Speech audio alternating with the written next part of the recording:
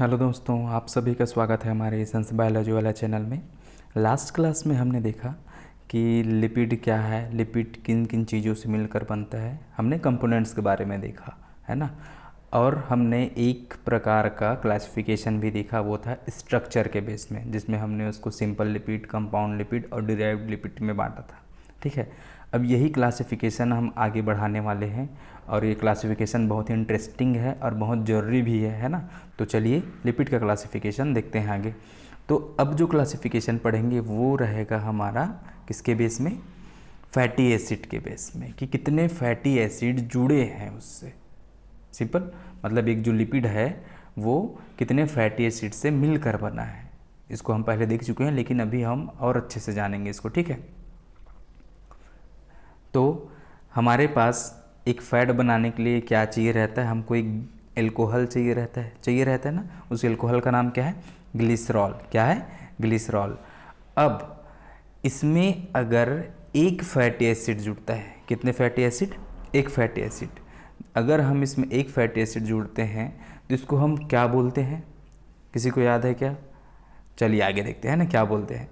जब इन दोनों को हम जोड़ देते हैं, ग्लिसरॉल और एक फैटी एसिड को, तो हमारे पास एक संरचना बन जाती है ना। हमारे पास एक संरचना बन जाती है जो यहाँ पर आप देख रहे हैं। इस संरचना को बोलते हैं मोनोग्लिसराइड। क्या बोलते हैं, मोनोग्लिसराइड। क्यों बोल रहे हैं ऐसा? क्योंकि इसमें केवल और केवल एक फैटी एसिड जुड़ा है। ठीक है, मतलब अगर इसमें एक जुड़ा है तब इसको मोनो बोलेंगे, दो जुड़ा है तो डाई बोलेंगे, अगर तीन जुड़ा है तो ट्राई बोलेंगे। सिंपल। तो इसमें हमारे पास कितने फैटी एसिड जुड़ रहे हैं, एक। तो ये संरचना कौन सी है, मोनोग्लिसराइड की संरचना। ठीक है, अब यहाँ पर आप देख सकते हैं जब इन दोनों को जोड़ते हैं तो एक बॉन्ड बन रहा है यहाँ पर, है ना। एक बॉन्ड बन रहा है ना, OH OH के बीच में बॉन्ड बन रहा है। तो इस बॉन्ड को हम क्या बोलते हैं, इस बॉन्ड को बोलते हैं हम एस्टर बॉन्ड। और जब एस्टर बॉन्ड बनता है तो फिर पानी का मॉलिक्यूल बाहर निकल जाता है। यहाँ पर आप देख सकते हैं दो OH ग्रुप है, इन दोनों के बीच H2O बाहर हो रहा है ना। H2O मार्क किया हूँ मैं ब्लू कलर में, आप देख सकते हैं। तो H2O जब बाहर निकल जाता है तो यहाँ पर जो बॉन्ड बनता है इसको बोलते हैं हम एस्टर बॉन्ड। क्या बोलते हैं, एस्टर बॉन्ड। सिंपल सी बात है। एस्टर बॉन्ड कब बनता है, जब एक एल्कोहल और एक एसिड को मिलाते हैं तो फिर एस्टर बॉन्ड बनता है। कौन सा बॉन्ड, एस्टर बॉन्ड। और कौन सा मॉलिक्यूल बाहर निकल रहा है, वाटर मॉलिक्यूल। क्लियर। चलिए ये संरचना क्या है, इसको क्या बोलते हैं हम, मोनोग्लिसराइड। क्या बोलेंगे, मोनोग्लिसराइड। ठीक है, अब हम दूसरी संरचना देखते हैं। हमारे पास क्या है, ग्लिसरॉल। अगर इसमें दो फैटी एसिड जुड़े हों, कितने फैटी एसिड, दो फैटी एसिड। ठीक है, दो फैटी एसिड को जोड़ रहे हैं अगर हम, तो हमारे पास एक संरचना बनेगा। क्या है ये, दो फैटी एसिड जुड़ी हुई संरचना। इस संरचना को हम क्या नाम देंगे, डाईग्लिसराइड। क्या बोलेंगे, डाईग्लिसराइड। ठीक है, अब डाईग्लिसराइड है मतलब इसमें कितने फैटी एसिड जुड़े हैं, दो फैटी एसिड, है ना। अगर एक फैटी एसिड जुड़ने पर एक एस्टर बॉन्ड बना था तो यहाँ दो फैटी एसिड जुड़ रहे हैं, मतलब कितने एस्टर बॉन्ड बनेंगे, दो एस्टर बॉन्ड। और दो एस्टर बॉन्ड बन रहे हैं मतलब यहाँ से कितने वाटर मॉलिक्यूल्स रिलीज होंगे, दो वाटर मॉलिक्यूल्स, है ना। एक फैटी एसिड जुड़ने पर कितने वाटर मॉलिक्यूल्स निकले थे, एक।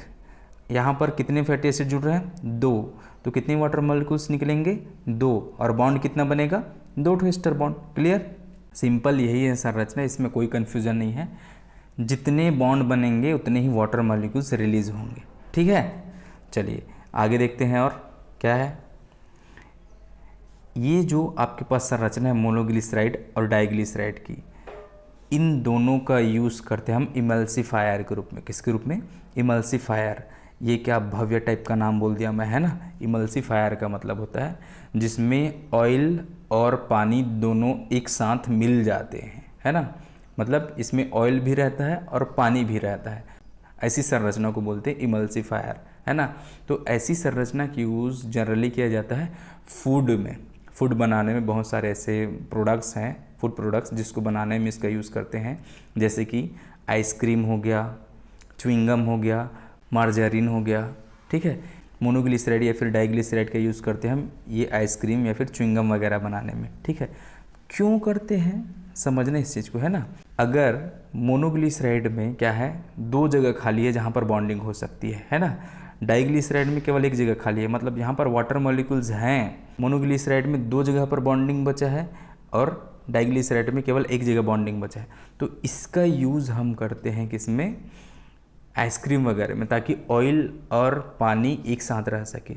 सिंपल सी बात, अगर ऑयल और पानी एक साथ ऐसे मिल के रहे तो उसको आप लंबे समय तक प्रिजर्व करके रख सकते हो, है ना। और उसको आप अगर ठंडा करोगे, फ्रीजर में डालोगे, तो पानी वहाँ पर प्रेजेंट रहता है, इस कारण से वो जम जाता है ना। और जम गया मतलब लंबे समय तक आप इसको स्टोर करके रख सकते हो, ठीक है। इस कारण से इसका यूज़ करते हैं हम आइसक्रीम वगैरह बनाने में, ठीक है। चलिए आगे बढ़ते हैं। अब तीसरी संरचना हमारे पास आती है, जिसमें क्या होता है, एक ग्लिसरॉल रहेगा और कितने फैटी एसिड रहेंगे, 3 फैटी एसिड। तो कितने वाटर मॉलिक्यूल्स निकलेंगे इससे, 3 वाटर मॉलिक्यूल्स। कितने, 3 वाटर मॉलिक्यूल्स। और जो संरचना बनेगी वो क्या कहलाएगी, ट्राइग्लिसराइड। क्या कहलाएगी, ट्राइग्लिसराइड। और ट्राइग्लिसराइड में कितने एस्टर बॉन्ड बनेंगे बता सकते हैं आप, बिल्कुल 3 एस्टर बॉन्ड बनेंगे, है ना। 3 वाटर मॉलिक्यूल्स निकल रहे हैं, 3 एस्टर बॉन्ड बनेगा, ठीक है। ट्राइग्लिसराइड को ट्रू फैट बोला जाता है। क्या बोला जाता है, ट्रू फैट। इसको ट्रू फैट क्यों बोलते हैं मालूम, क्योंकि यहाँ पर कोई भी जगह खाली नहीं है किसी भी दूसरे सबस्टांस के जुड़ने के लिए, है ना। यहाँ पर कोई ऐसी जगह खाली नहीं जहाँ पर कोई दूसरा सबस्टांस आके जुड़ जाए। मतलब ये प्योर लिपिड है, ये पानी में और नहीं घुलेगा, इसको ब्लेंड नहीं कर सकते क्योंकि इसमें जगह ही खाली नहीं है, कहाँ पर कोई सबस्टेंस आके जुड़ेगा, है ना। ट्रू फैट क्या है, ये इसमें कोई जगह भी खाली नहीं है, तो इस कारण से ये वाटर में इनसॉल्युबल होता है, मतलब पानी में यह घुलेगा नहीं, ट्रू फैट है। क्लियर। मोनोग्लिसराइड और डाइग्लिसराइड को हम पानी के साथ ऐसे मिला के ब्लेंड कर देते थे, है ना, दोनों को मिला देते थे। लेकिन ट्रू फैट है, ये प्योर ऑयल है ना, इसमें आप पानी को नहीं मिला सकते। क्लियर, क्योंकि इसमें जगह खाली ही नहीं है, कोई जगह खाली नहीं है तो फिर आप इसमें कहाँ पर जोड़ोगे, पानी वगैरह के लिए जगह ही नहीं है, ठीक है। इस कारण से इसको बोलते हैं हम ट्रू फैट, ठीक है, जो सॉल्युबल नहीं होता है पानी में। चलिए आगे बढ़ते हैं। अब हम पढ़ेंगे फॉर्मेशन ऑफ ईस्टर बॉन्ड। क्या पढ़ेंगे, फॉर्मेशन ऑफ ईस्टर बॉन्ड। इसको आप आसानी से समझ जाओगे, सिंपल सी बात। ईस्टर बॉन्ड का फॉर्मेशन कैसे होता है, जब एक एल्कोहल या और एक एसिड साथ में जुड़ता है तो उनके बीच वाटर मॉलिक्यूल रिलीज होता है, तो ये जो बॉन्ड बना है एल्कोहल और एसिड के बीच, ये बॉन्ड कहलाता है ईस्टर बॉन्ड। क्या कहलाता है, ईस्टर बॉन्ड। अब ईस्टर बॉन्ड का फॉर्मेशन होता है तो क्या निकलता है, वाटर मॉलिक्यूल रिलीज होता है। तो जहाँ पर वाटर मॉलिक्यूल रिलीज हो रहे हैं, मतलब इसको हम डिहाइड्रेशन रिएक्शन बोल सकते हैं, क्योंकि वाटर का लॉस हो रहा है ना। जैसे हमको पसीना आता है तो पानी हमारे शरीर से पसीने के रूप में बाहर निकल गया, तो हमारे शरीर में पानी का लॉस हुआ ना, इसको बोलते हैं डिहाइड्रेशन प्रोसेस, है ना। डिहाइड्रेशन हो रहा है हमारे शरीर में ऐसे करके। सेम वैसे यहाँ पर पानी का लॉस होता है ईस्टर बॉन्ड फॉर्मेशन में, तो इसको बोलते हैं हम डिहाइड्रेशन रिएक्शन, ठीक है। अब मोनोग्लिसराइड में एक ईस्टर बॉन्ड बनता है, मतलब कितने वाटर मॉलिक्यूल्स रिलीज होंगे, 1। डाइग्लिसराइड में 2 ईस्टर बॉन्ड बनते हैं, कितने वाटर मॉलिक्यूल रिलीज होंगे, फिर 2। ट्राइग्लिसराइड में 3, तो फिर 3 वाटर मॉलिक्यूल्स रिलीज होंगे। 3 बॉन्ड बना तो 3 वाटर मॉलिक्यूल रिलीज, ठीक है। लेकिन 3 से ज़्यादा इसमें रिलीज नहीं हो सकते, क्योंकि यहाँ पर केवल 3 ही जगह खाली है जहाँ पर बॉन्ड बना सकता है। एल्कोहल में, ग्लिसरॉल में देखिए ना अपन कि 3 जगह बस खाली है, तीनों में अगर बॉन्ड बन गया उसके बाद और कहीं खाली नहीं है, तो वहाँ से वाटर मॉलिक्यूल्स कैसे रिलीज़ करोगे आप, है ना। तो 3 वाटर मॉलिक्यूल्स रिलीज़ हो सकते हैं। क्लियर। चलिए आगे और क्लासिफिकेशन देखते हैं एक ठो, है ना। हमारे पास एक क्लासिफिकेशन क्या है, डबल बॉन्ड्स के बेस में। क्या, डबल बॉन्ड के बेस में, कि फैटी एसिड में डबल बॉन्ड है तो उसे क्या बोलेंगे, अगर डबल बॉन्ड नहीं है तो उसे क्या बोलते हैं, ठीक है।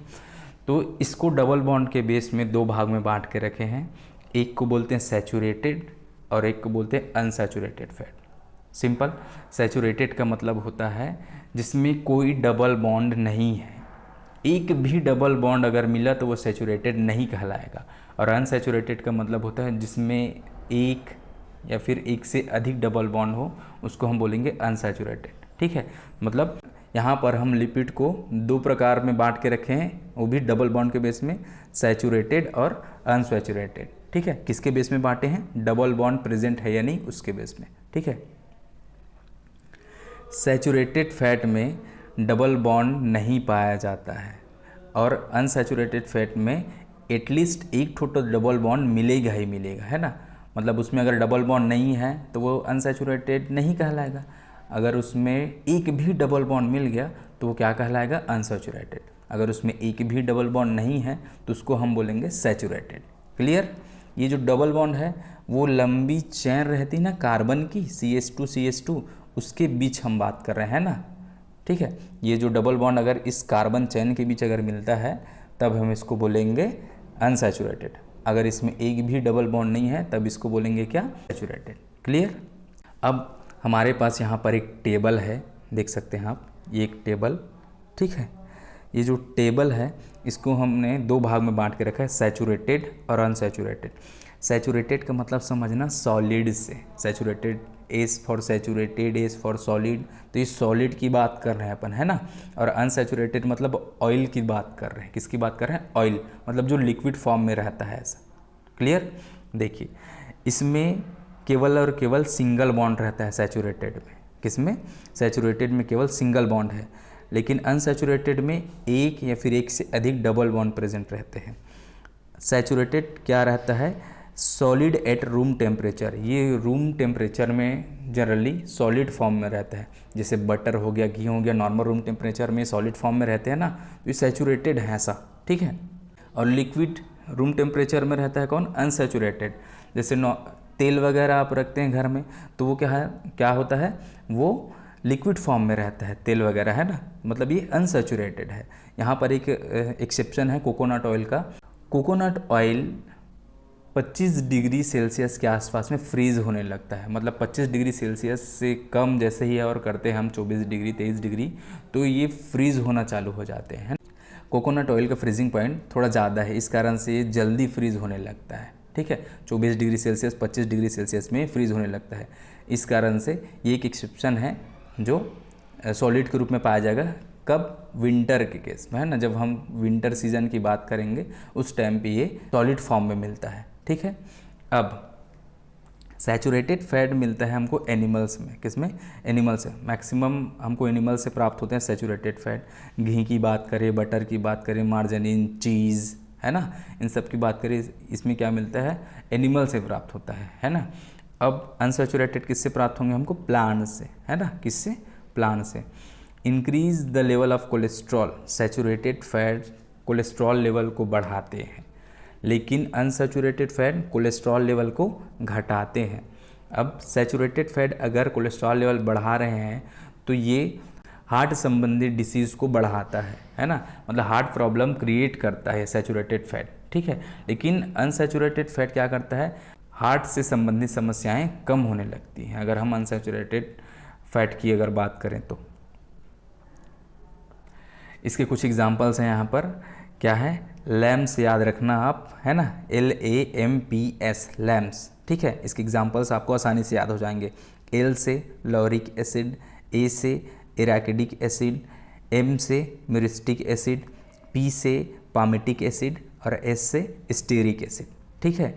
ये सारे क्या हैं, सैचुरेटेड फैट्स हैं। कि क्या है, सैचुरेटेड फैट, ठीक है। अब ये किस में मिलते हैं, देखिए, बटर, घी, मार्जरीन, चीज़, मीट, इन सब में आपको मिलेगा क्या, सैचुरेटेड फैट, ठीक है। अब अनसैचुरेटेड क्या है, यहाँ पर एग्जांपल देखिए, क्या है, ओला, क्या लिखा है, OLLA, है ना, ओला, ठीक है। तो इसका नाम देख लेते हैं। O से ओलिक एसिड, L से लिनोलेइक एसिड, L से लिनोलेनिक एसिड और A से एराकिडोनिक एसिड, ठीक है। कन्फ्यूज़न नहीं होना, यहाँ पर एराकिडिक एसिड दिया है वो सैचुरेटेड है, जो जमा हुआ रहता है ऐसा, है ना। एराकिडोनिक एसिड क्या है, वो लिक्विड फॉर्म में, ऑयल के फॉर्म में है, ठीक है। नाम सिमिलर है लेकिन दोनों अलग अलग है, एक सैचुरेटेड है और दूसरा अनसैचुरेटेड है। क्लियर। यहाँ पर आपको बॉन्ड की संख्या भी बता दिया मैं कि ओलिक एसिड में 1 डबल बॉन्ड मिलता है, लिनोलेइक एसिड में 2 डबल बॉन्ड, लिनोलेनिक एसिड में 3 डबल बॉन्ड और एराकिडोनिक एसिड में 4 डबल बॉन्ड। क्लियर। तो ये प्लांट से जो मैक्सिमम जो ऑयल प्राप्त होता है वो हमको सीड से ही प्राप्त होता है ना, तो मैक्सिमम हमको ये सब किस में मिलेगा, सीड में मिलेगा। क्लियर। तो ये हो गया आपका सैचुरेटेड और अनसैचुरेटेड। अब कुछ एक्स्ट्रा पॉइंट के बारे में जान लेते हैं ना। हमारे पास क्या है, एक सैचुरेटेड फैट है तो ये ह्यूमन में कहाँ पाया जाता है, लीवर में स्टोर होता है या फिर ना स्किन के नीचे स्टोर रहता है, जिसको एडिपोसाइड्स टिश्यू बोलते हैं, है ना, उसमें स्टोर रहता है। ठीक है, अब कुछ एक्स्ट्रा जानकारी देख लेते हैं हम कि ये जो आपके पास सैचुरेटेड और अनसैचुरेटेड थे, है ना, ये फैटी एसिड या फिर ये जो फैट लिपिड जो थे, ये कितने कार्बन से मिलकर बने हैं, है ना। तो ओला को सबसे पहले देख लेते हैं। ओला मतलब किसकी बात करें हम, अनसैचुरेटेड की। किसकी, अनसैचुरेटेड, मतलब ऑयल की ही बात करें, ओला ऑयल, है ना, सिमिलर प्रोनाउंस हो रहा है ये, है ना, तो बिल्कुल कंफ्यूज नहीं होना। ओला मतलब अनसैचुरेटेड ऑयल वाली की बात कर रहे हैं। तो सबसे पहले हम देखते हैं ओला के बारे में, है ना। तो ओला में ओ क्या है, ओलिक एसिड। ओलिक एसिड बना है 18 कार्बन से। कितने कार्बन से, 18। लिनोलेइक एसिड बना है 18 कार्बन से। लिनोलेनिक एसिड बना है 18 कार्बन से। और एराकिडोनिक एसिड बना है 20 कार्बन से। अब आपको ये कैसे याद होगा, सिंपल सी बात, ओला में जो 3 शुरू के OLL हैं वो क्या है, 18 कार्बन वाले, और केवल एक जो ए वाला है वो कितने कार्बन वाला है, 20 वाला। तो इसमें कोई डाउट नहीं है। शुरुआत हम कम से करते हैं। 3 ठो जो हम ले रहे हैं OLL, ये तीनों क्या हैं, 18 कार्बन वाले हैं, लेकिन लास्ट जो एराकिडोनिक एसिड है ए वाला, वो 20 कार्बन का है। ठीक है, अब यही चीज़ हम लैम्प्स में देखते हैं कि सैचुरेटेड फैटी एसिड में क्या है, इसकी संख्या, कार्बन की संख्या कैसी रहती है। ठीक है, यहाँ पर हमारे पास है लैम्प्स का सबसे पहला लॉरिक एसिड, है ना। इसको संख्या को आप देखना, आप आसानी से समझ जाओगे। लॉरिक एसिड में 12 कार्बन्स, मिरिस्टिक एसिड में 14 कार्बन्स, पामेटिक एसिड में 16 कार्बन्स, स्टीरिक एसिड में 18 कार्बन्स और एराकिडिक एसिड में 20 कार्बन। अब इसमें कोई डाउट नहीं होना चाहिए आपको, क्योंकि यहाँ पर कार्बन की संख्या 2 बढ़ जा रही है अगले फैटी एसिड। जैसे लैम्प में हम आगे जाएंगे, है ना, तो सबसे पहले लैम्प का ए सबसे आपको साइड में रखना, एकदम लास्ट में कर दो उसको। ठीक है, बाकी सब के सब कैसे लिखना, आप 2 आगे बढ़ा के क्या लिखोगे, L 12 वाला है, M 14 वाला, पामेटिक एसिड 16 वाला और S स्टेरिक एसिड 18 वाला और लास्ट एराकिडिक एसिड 20 कार्बन वाला। सिंपल, ये जो ऊपर में एराकिडोनिक एसिड है वो 20 कार्बन वाला है और यहाँ पर एराकिडिक एसिड क्या है, वो 20 कार्बन वाला है। दोनों ए वाले क्या हैं, 20 कार्बन वाले हैं। बाकी यहाँ पर LMPS ये क्या है, 12 कार्बन, 14 कार्बन, 16 कार्बन और 18 कार्बन। क्लियर, इसमें कोई डाउट नहीं होना चाहिए, आपको आसानी से याद हो जाएगा ये। क्लियर, चलिए आगे बढ़ते हैं और कुछ जानकारी ले लेते हैं अनसैचुरेटेड फैटी एसिड के बारे में। ठीक है, अनसैचुरेटेड फैटी एसिड को हम डिवाइड करते हैं फिर से 2 भागों में आगे जाके, है ना। एक को बोलते हैं मोनो अनसैचुरेटेड फैटी एसिड, जिसको शॉर्टकट में बोलते हैं मूफा, MUFA। M से मोनो, U से अनसैचुरेटेड, F से फैटी, A से एसिड। ठीक है, मूफा बोलते हैं। मोनो अनसैचुरेटेड फैटी एसिड को हम नाम से समझते हैं क्या होता है ना। मोनो का मतलब एक और अनसैचुरेटेड का मतलब है कि वहाँ पर डबल बॉन्ड प्रेजेंट है, तभी हम उसको क्या बोल रहे हैं, अनसैचुरेटेड, है ना। मतलब मोनो का मतलब हो गया एक, अनसैचुरेटेड मतलब डबल बॉन्ड। तो एक डबल बॉन्ड जिस फैटी एसिड में प्रेजेंट है उसको हम बोलेंगे क्या, मोनो अनसैचुरेटेड फैटी एसिड। तो ऐसा हमारे पास केवल एक है, वो क्या है, ओलिक एसिड, जिसमें केवल एक डबल बॉन्ड रहता है। ठीक है, और दूसरा हम देखते हैं पॉली अनसैचुरेटेड फैटी एसिड, इसको बोलेंगे हम पूफा, है ना, PUFA। ठीक है, अब इसमें क्या क्या आएगा, देखिए पॉली का मतलब होता है 2 से ज़्यादा। ठीक है, लेकिन यहाँ पर हम क्या देखेंगे, अगर उसमें 2 या 2 से अधिक डबल बॉन्ड प्रेजेंट है तो उसको हम रखेंगे पॉली अनसैचुरेटेड फैटी एसिड में। ठीक है, तो यहाँ पर 2 से ज़्यादा किसमें है ना, LLA में। ठीक है, मतलब लिनोलेइक एसिड, लिनोलेनिक एसिड और एराकिडोनिक एसिड में, है ना। एराकिडोनिक एसिड आलमंड में पाया जाता है, जो ब्रेन के लिए बहुत हेल्दी रहता है, क्योंकि हमारे ब्रेन में भी एराकिडोनिक एसिड मिलता है। ठीक है, ये ओमेगा 3 फैटी एसिड बनाता है। ठीक है, ये हो गया मूफा और फूफा के बारे में। ठीक है, अब हमारे लिए इन दोनों में से फ़ायदेमंद कौन सा है, कौन सा फैट जिसमें केवल एक डबल बॉन्ड है वो, या फिर 2 डबल बॉन्ड है, 3 या फिर 4 डबल बॉन्ड वाले, कौन सा हमारे सेहत के लिए ज़्यादा फ़ायदेमंद है। तो जो डॉक्टर वगैरह जो रहते हैं वो ये रेकमेंड करते हैं कि अगर आप मूफा की जगह पूफा लेते हैं, है ना, अपनी डाइट में अगर ये खा रहे हैं तो फिर ये आपके लिए ज़्यादा हेल्दी रहेगा और ब्लड का कोलेस्ट्रॉल लेवल ना मेंटेन करके रखता है ये, ठीक है। मतलब ऐसे लोगों को जिनको हाई कोलेस्ट्रॉल है या फिर ब्लड प्रेशर है, हार्ट संबंधी डिसीज़ कुछ है, तो उनको ये बोला जाता है कि आप हाई अनसैचुरेटेड फैटी एसिड ले, है ना, मतलब जिसमें डबल बॉन्ड ज़्यादा हो, ठीक है। तो हमारे पास क्या है इसमें ओला में सबसे ज़्यादा डबल बॉन्ड किसके पास थे? केवल और केवल एराकिडोनिक एसिड के पास, बाकी सबके पास कम डबल बॉन्ड थे, है ना। ओ में 1 डबल बॉन्ड, एल में 2 डबल बॉन्ड, एल में 3 डबल बॉन्ड और ए में क्या 4 डबल बॉन्ड, ठीक है। तो जितना ज़्यादा अनसैचुरेटेड फैटी एसिड रहेगा वो उतना ही ज़्यादा हेल्दी रहेगा, मतलब जितना ज़्यादा डबल बॉन्ड रहेगा वो उतना ज़्यादा हेल्दी रहेगा, ठीक है। तो एराकिडोनिक एसिड में 4 डबल बॉन्ड रहते हैं, इस कारण से यह अदर अनसैचुरेटेड फैटी एसिड से ज़्यादा हेल्दी है ना। मतलब ओला में केवल ए वाला जो है वो ज़्यादा हेल्दी है इन तीनों की तुलना में, ठीक है। चलिए अब आगे देखते हैं और क्या है। अब हम देखते हैं क्लासिफिकेशन किसके बेस में, कि बॉडी में इसका प्रोडक्शन हो रहा है या नहीं उसके बेस में, है ना। तो इसके हिसाब से हम इसको 2 भाग में बांट के रखें, है ना, कि बॉडी में इसका प्रोडक्शन होता है या फिर नहीं होता। एक को बोलते हैं हम क्या, एसेंशियल फैटी एसिड, क्या बोलेंगे, एसेंशियल फैटी एसिड। दूसरे को बोलते हैं हम नॉन एसेंशियल फैटी एसिड, क्या बोलते हैं, non essential fatty acid. Essential का मतलब जो ज़रूरी हो, है ना, तो ज़रूरी चीज़ें हमारे शरीर में नहीं बनती, उसको हम बाहर से लेते हैं, जो ज़रूरी रहता है उसको बाहर से लेते हैं ना, ठीक है। तो वैसे ही एसेंशियल फैटी एसिड क्या है, हमारे शरीर में नहीं बनता, इसको हम बाहर से लेते हैं खाने के रूप में, है ना। खाने में हम ये फैटी एसिड को लेते हैं, ठीक है, ये हमारे शरीर के अंदर नहीं बनता। तो यहाँ पर आपके पास 3 नाम दिए गए हैं, लिनोलेनिक एसिड, एराकिडोनिक एसिड और लिनोलेइक एसिड, है ना। ये तीनों क्या है, एसेंशियल फैटी एसिड है। इसको हम कहाँ से लेते हैं, बाहर से ले रहे हैं। कहाँ से, बाहर से, मतलब खाने में ऑयल वगैरह से लेते हैं, ठीक है। अब इसमें आपको याद कैसे रहेगा ये चीज़, इसको आप याद करो लाल से, किससे, लाल, LAL, लाल, लिनोलेनिक एसिड, एराकिडोनिक एसिड और लिनोलेइक एसिड। अब हम नॉन एसेंशियल फैटी एसिड को देखते हैं। ये क्या है, ये नॉन एसेंशियल है, मतलब जो ज़रूरी चीज़ें नहीं है वो आपके शरीर में बन जाएंगी, बाहर से आपको लेने की ज़रूरत नहीं है ना। तो इसको हमारा शरीर खुद बना लेता है, हमारे शरीर में बन जाता है, हम इसको बाहर से लेने की ज़रूरत नहीं पड़ती है। एग्जाम्पल है स्टीरिक एसिड, पामेटिक एसिड और एराकिडिक एसिड, है ना। मतलब ये हमारे शरीर के अंदर बनता है, ठीक है। तो इसको आप कैसे याद रखोगे, stearic acid S, palmitic acid का P और एराकिडिक एसिड का A, SPA, स्पा से याद रखेंगे, ठीक है, स्पा।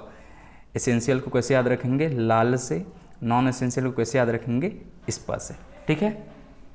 चलिए अब आगे बढ़ते हैं, एक इम्पॉर्टेंट पॉइंट जान लेते हैं, है ना।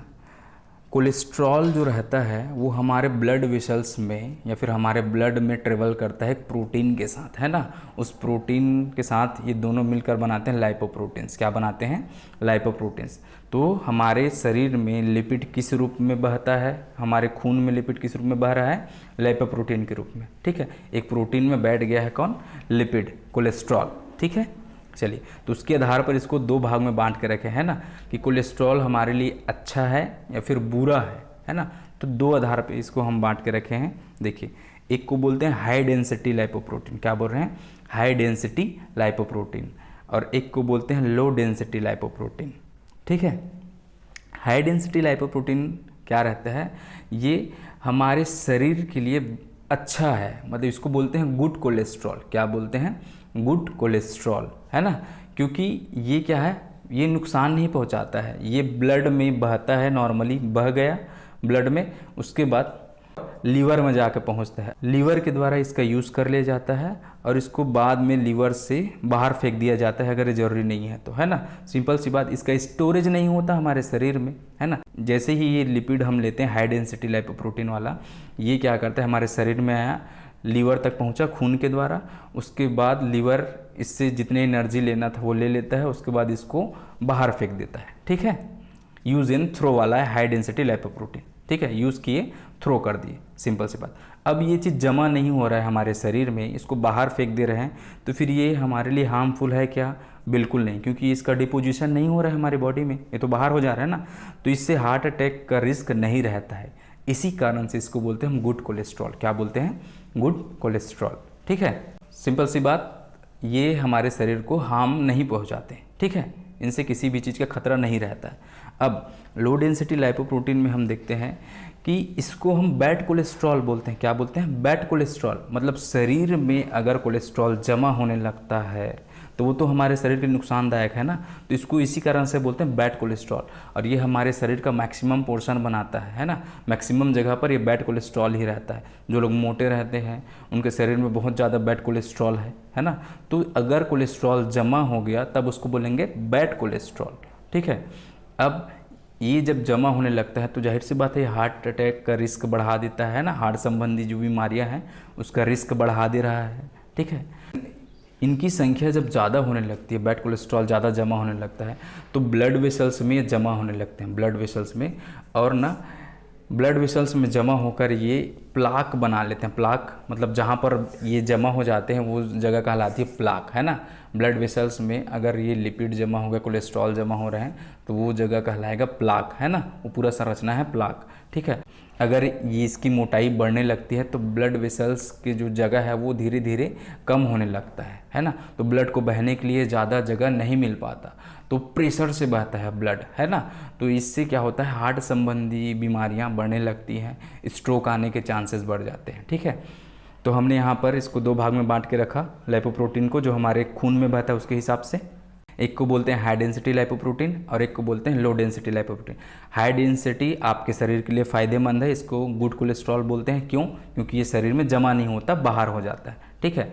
दूसरा, लो डेंसिटी लाइपोप्रोटीन आपके शरीर में जमा हो जा रहा है, इस कारण से इसको क्या बोल रहे हैं? Bad cholesterol. और जमा होता है इस कारण से ब्लड वेसल्स को पतला करने लगता है ना, उसकी मोटाई क्या होने लगती है, ऐसे खून के जाने के लिए जगह कम होने लगता है, इस कारण से इसको बोलते हैं हम बैड कोलेस्ट्रॉल। और ये जब जमा होने लगता है तो ये हार्ट संबंधी डिसीज़ को बढ़ा देता है, स्ट्रोक आने के चांसेस बढ़ जाते हैं। क्लियर? चलिए अब देखते हैं लास्ट पॉइंट इसका लिपिड का, वो है फंक्शंस ऑफ लिपिड। क्या देखेंगे? फंक्शंस ऑफ लिपिड्स, ठीक है। सबसे पहला पॉइंट कि इसका यूज़ हम करते हैं एनर्जी के लिए। किसके लिए? एनर्जी के लिए, है ना। इसको हम फूड के रूप में लेते हैं एनर्जी, ताकि इससे प्राप्त हो सके। और हमको तो मालूम है कि 1 ग्राम फैट से कितने कैलोरी एनर्जी मिलती है? 9 किलो कैलोरी, है ना। 9 कैलोरी आपको एनर्जी मिल रही है, लेकिन कार्बोहाइड्रेट से कितना मिल रहा है? 4 कैलोरी, लेकिन इससे कितना मिल रहा है ग्राम से? 9 किलो कैलोरी। तो फूड के रूप में हम इसको लेते हैं एनर्जी के लिए, ठीक है। दूसरा पॉइंट, इसका यूज़ बायोमेम्ब्रेन के निर्माण में होता है ना। इसका काम क्या है? लिपिड का काम क्या है? बायोमेम्ब्रेन। बायोमेम्ब्रेन का मतलब है प्लाज्मा मेम्ब्रेन या फिर सेल मेम्ब्रेन की बात की जा रही है, या फिर ऑर्गेनेल्स के जो मेम्ब्रेन है आउटर मेम्ब्रेन, उसकी बात की जा रही है। तो लिपिड जो है इन मेम्ब्रेन बनाने में हेल्प करता है, फॉर्मेशन करता है, किसके बनाने में? बायोमेम्ब्रेन्स के बनाने में, ठीक है। नेक्स्ट पॉइंट क्या है? इसका यूज़ हम स्टोरेज फूड के रूप में करते हैं, मतलब इसको स्टोर करके रखेंगे तो इसको हम बाद में ज़्यादा एनर्जी के रूप में यूज़ कर सकते हैं ना, इससे कम जगह में ज़्यादा एनर्जी स्टोर रहती है, ठीक है। बहुत सारे ऑयल प्रोड्यूसिंग सीड्स हैं, है ना, एनिमल्स में, एडिपोज टिश्यूज़ में इसका स्टोर किया जाता है, ठीक है। स्टोर करके रखते हैं इसको, लिपिड को, ताकि ये बाद में इसका हम यूज़ कर सकें एनर्जी के रूप में, ठीक है। स्टोरेज फूड की तरह यूज़ हो गया। चौथा फंक्शन क्या है? चौथा फंक्शन है ये सेल मेम्ब्रेन की फ्लूइडिटी और फ्लेक्सिबिलिटी को बना कर रखता है। फ्लूइडिटी का मतलब ये आसानी से उसको फ्लेक्सिबल बना कर रख रहा है और किसी भी चीज़ को आने जाने के लिए हेल्प कर देता है जो सेल के लिए ज़रूरी हो, है ना। सेल में सारी चीज़ें अंदर नहीं आ सकती, तो ये जो मेंटेन करके रखता है फ्लूइडिटी, वो कौन करता है? ये लिपिड करता है, क्योंकि हमारा जो ये सेल मेम्ब्रेन है वो किससे बना है? मैक्सिमम लिपिड बाइलेयर से, ठीक है। तो ये हो गया पॉइंट। नेक्स्ट पॉइंट क्या है? ये एक सॉल्यूशन की तरह भी यूज़ होता है। इसका काम क्या है? सॉल्यूशन की तरह। वो कैसे? क्योंकि बहुत सारे ऐसे विटामिन्स हैं जो लिपिड सॉल्युबल हैं, ये पानी में नहीं घुलते, केवल और केवल किस में घुल रहे हैं? लिपिड में। तो ये सॉल्यूशन की तरह यूज़ हो रहे हैं, मतलब हमारे पास यहाँ पर विटामिन देखिए क्या है, vitamin A, vitamin D, vitamin E और विटामिन के। इसको शॉर्टकट में एडेक बोलते हैं। क्या बोलते हैं? एडेक। तो इन विटामिन्स को अगर हमारे शरीर के अंदर एब्जॉर्ब करना है तो इसको लिपिड में घोलना पड़ेगा, है ना। और लिपिड में घुल गया उसके बाद ये शरीर में एब्जॉर्ब हो जाता है, ठीक है। मतलब अगर आप नॉर्मल गाजर खा रहे हो तो उससे विटामिन ए मिलेगा, ठीक है। लेकिन अगर आप गाजर का हलवा बना के खा रहे हो तो उसमें जो विटामिन ए है वो किस में घुल गया है? लिपिड में, क्योंकि आपने घी डाला, बटर डाला, उसमें घुल गया ना वो विटामिन ए। अब उसको अगर आप खाते हो तो आपके शरीर में उस कच्चे गाजर की तुलना में जल्दी से एब्जॉर्ब हो जाएगा वो विटामिन ए, ठीक है। चलिए और देखते हैं आगे क्या फंक्शन है। इसका यूज़ हीट इंसुलेटर की तरह भी होता है या फिर शॉक एब्जॉर्बर की तरह भी, है ना। मतलब हमारे शरीर में ये क्या करता है, ये एक प्रोटेक्टिव लेयर की तरह काम करता है ना। टेम्परेचर मेंटेन करके रखता है हमारे शरीर में। किसी धक्का लग गया, किसी को चोट पहुंच गई तो ये उसको एब्जॉर्ब करके कम नुकसान पहुंचाता है। लिपिड के कारण हमको ज़्यादा नुकसान नहीं हो पाता है, ठीक है। सिंपल सी बात, एक पतले लड़के को आप डंडे से अगर मार रहे हो तो उसको ज़्यादा चोट लग रही है क्योंकि उसकी स्किन पतला है, उसमें फैट की कमी है। लेकिन अगर आप उसी फोर्स से एक मोटे लड़के को मारते हो तो उसको कम चोट लगी। क्यों? क्योंकि उसके शरीर में फैट ज़्यादा है, लिपिड की मात्रा ज़्यादा है, तो फैट उसको एब्जॉर्ब कर लेता है तो उसको कम चोट लगती है, ठीक है। चलिए अब इसका यूज़ कोलेस्ट्रॉल फॉर्मेशन भी होता है। लिपिड का यूज़ कोलेस्ट्रॉल फॉर्मेशन करता है ना। तो कोलेस्ट्रॉल का फॉर्मेशन कर रहा है तो कुछ गुड कोलेस्ट्रॉल भी हैं, कुछ बैड कोलेस्ट्रॉल भी है ना। बैड कोलेस्ट्रॉल जमा हो गया तो हार्ट अटैक के चांसेस बढ़ जाते हैं। गुड कोलेस्ट्रॉल अगर है शरीर में तो वो क्या हो जाता है, शरीर से बाहर हो जाता है, शरीर में जमा ही नहीं हो पाता। वो क्या करता है, केवल एनर्जी देने का काम करता है और बाहर हो जाता है, ठीक है। तो ये हो गया फंक्शंस ऑफ लिपिड। तो पूरा लिपिड का टॉपिक हो गया ख़त्म। अब नेक्स्ट हम देखेंगे न्यूक्लिक एसिड के बारे में, बहुत ही अच्छे से समझेंगे न्यूक्लिक एसिड को, ठीक है। तो अगर आपको ये वीडियो अच्छा लगे तो बिल्कुल इसको लाइक कीजिए, शेयर कीजिए, सब्सक्राइब कीजिए और अपने दोस्तों को बताइए इसके बारे में अगर आपको हेल्पफुल लगे तो, ठीक है। Thank you.